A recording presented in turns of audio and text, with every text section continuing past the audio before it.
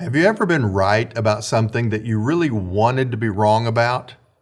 Well, Justice Samuel Alito of the United States Supreme Court knows exactly how that feels. He was right, but he didn't want to be. Let me tell you.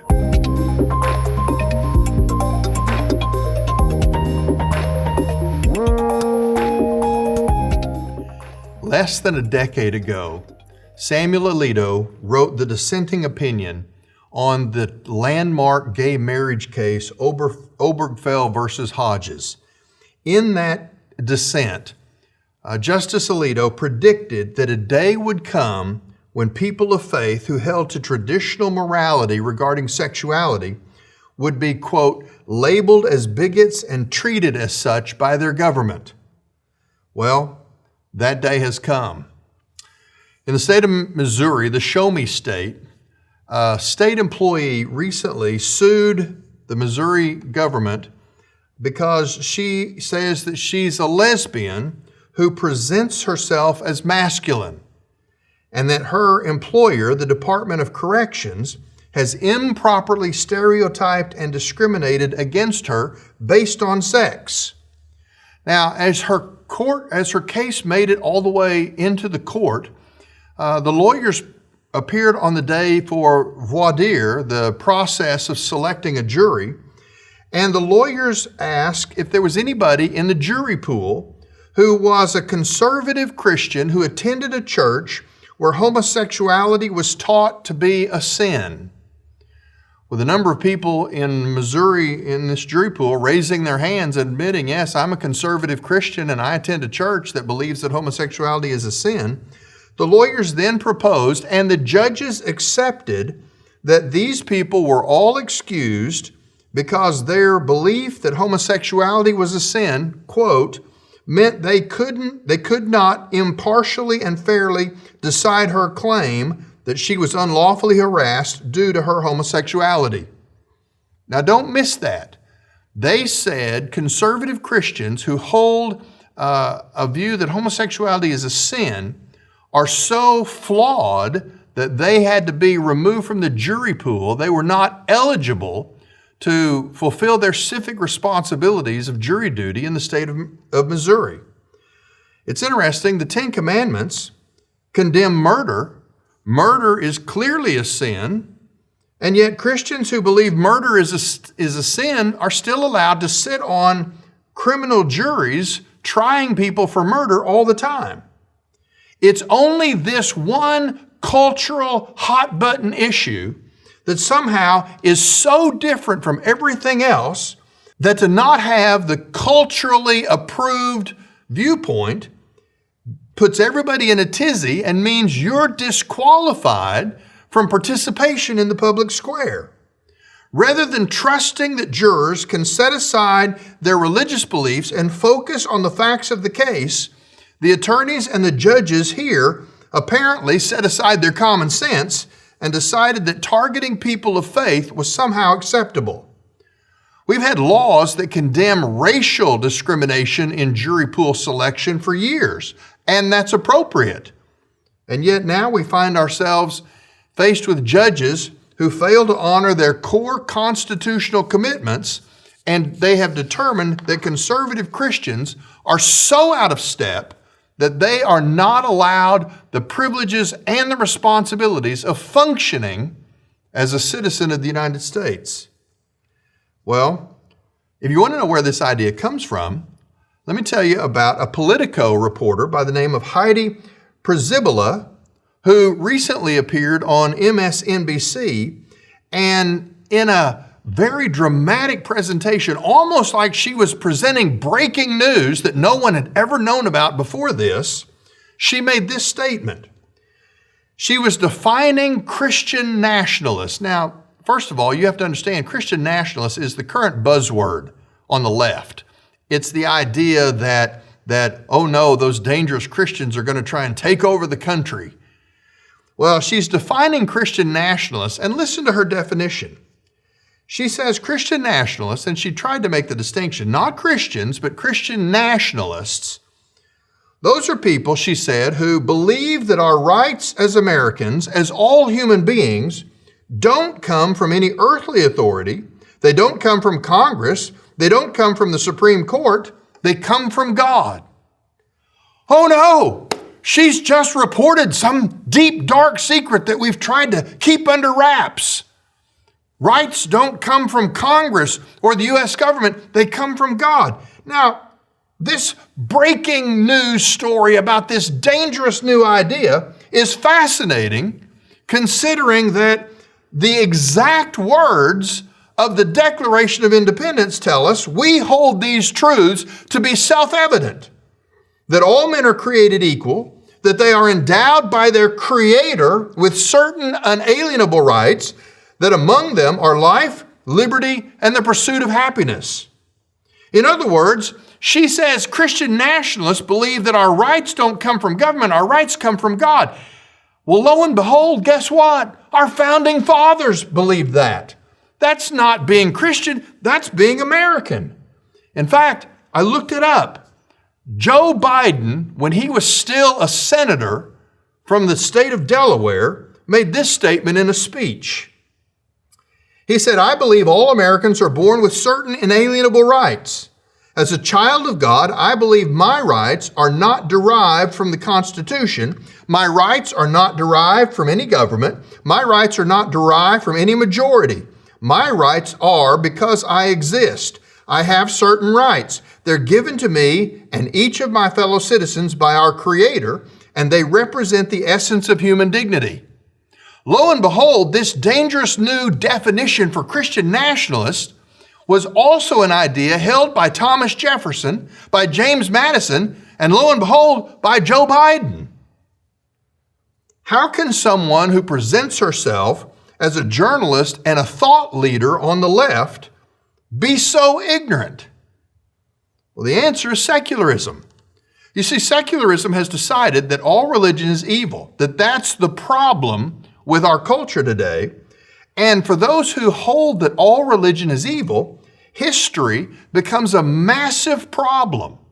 You see, history tells us that it's nations that have been founded on certain Judeo-Christian religious ideals that have proven to be the most prosperous, the most free, the most productive nations in human history. In fact, historically, the traditional approach of government is exemplified by the ancient Roman Empire.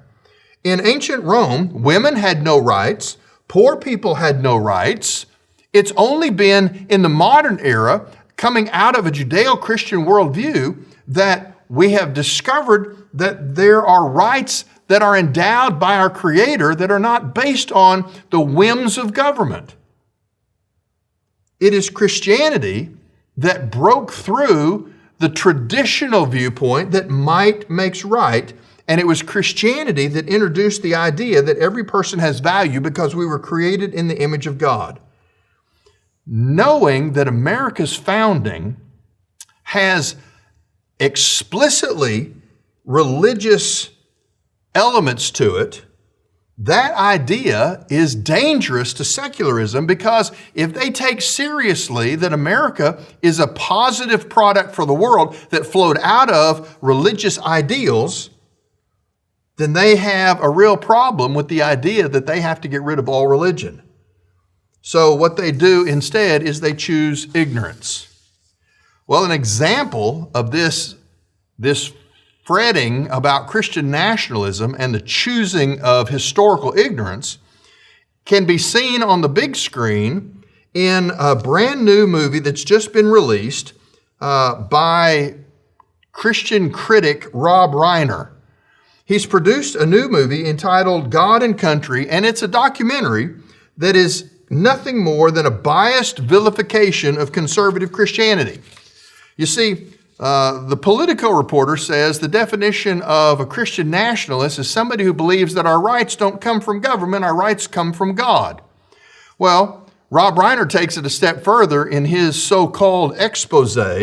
Turns out, if you watch his movie, there are several things you need to consider. Do you oppose abortion on demand?